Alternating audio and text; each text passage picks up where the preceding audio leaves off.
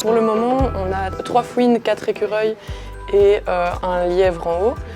Mais ça va augmenter assez vite, surtout au niveau des oiseaux. On va avoir beaucoup de bébés oiseaux et là, ça va tout le temps. On va être tout le temps occupé à nourrir, à gaver les bébés oiseaux, à biberonner les bébés mammifères et du coup, là, ça tourne tout le temps. Ici, on est encore cool.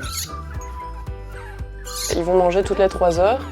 Et c'est à chaque fois à respecter, à chaque fois on va prendre le poids, à chaque fois on va noter la quantité qu'ils mangent. Donc pour les écureuils on est à 1,8 ml. Donc c'est vraiment très peu pour le moment, ils sont encore tout petits. La prise en charge des jeunes mammifères est quelque chose d'extrêmement prenant puisqu'il faut les biberonner très régulièrement avec un protocole strict selon l'espèce, selon l'âge.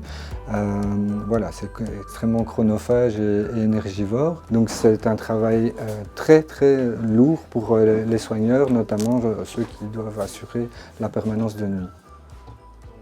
Ici en couveuse, on a une lampe à infrarouge. C'est vraiment pour limiter la dépense d'énergie quand les animaux sont trop faibles ou quand ils sont bébés, quoi. Les animaux les plus difficiles à nourrir au biberon, c'est les lapins ici parce qu'ils sont nerveux et les hérissons parce qu'ils sont, en général, ils nous arrivent, ils sont petits comme ça, quoi. Ils sont arrivés il y a 2 jours, donc c'est encore tout nouveau. Ils boivent pas assez pour l'instant. Donc il faut un peu les forcer. Un lièvre, ça fait 4-5 kg et là ils sont à 119 grammes. Donc on a encore un peu le temps avant qu'ils partent. Il faudrait déjà qu'ils prennent un peu de poids parce que... Merci.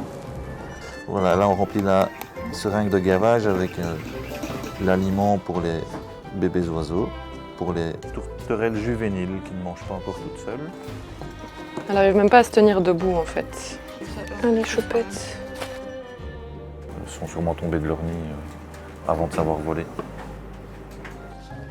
Et ici, ils ont déjà bien regrossi, donc on leur fait un lait spécial pour eux. Quand ils commenceront à manger tout seuls, on espacera de plus en plus les biberons, on donnera une plus faible quantité. Et à un moment, ils voudront carrément plus le biberon parce qu'ils auront assez mangé. Donc on va leur mettre de l'herbe, etc. pour les habituer. Et ensuite, on les mettra dehors, dans une cage spéciale, pour qu'ils redeviennent sauvages, on va dire. Quand ils seront déjà assez grands, autonomes, on pourra les relâcher. Le biberon est déjà fini, mon loup.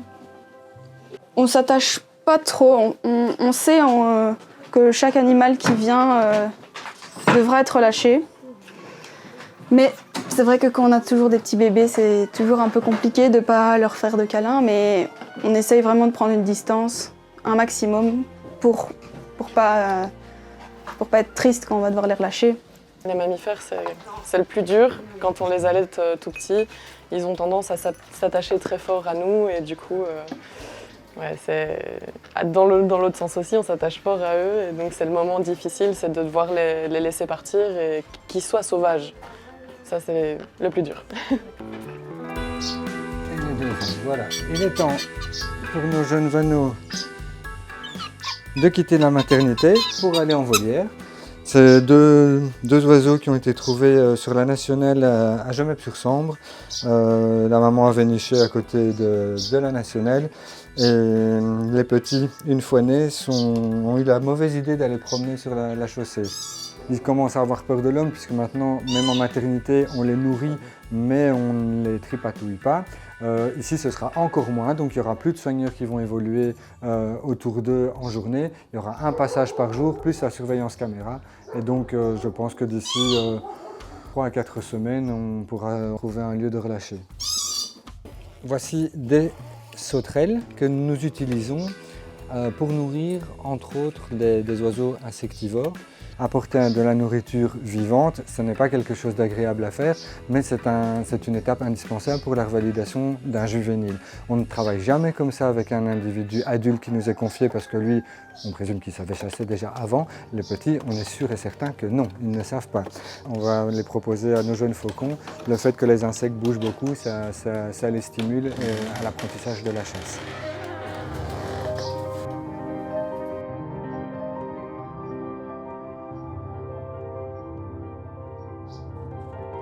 On se couche avec le Criabès, on se lève avec le Criabès, mais je n'imaginais pas que le centre allait devenir une grosse partie de ma vie. C'est un mode de vie, clairement. Nous sommes contactés pour des Erasmus de l'étranger, les hautes écoles nous sollicitent pour faire l'accompagnement des étudiants. On a des facultés vétérinaires qui envoient des vétérinaires chez nous. Donc ça dépasse très très très largement ce que j'imaginais il y a 3 ans d'ici.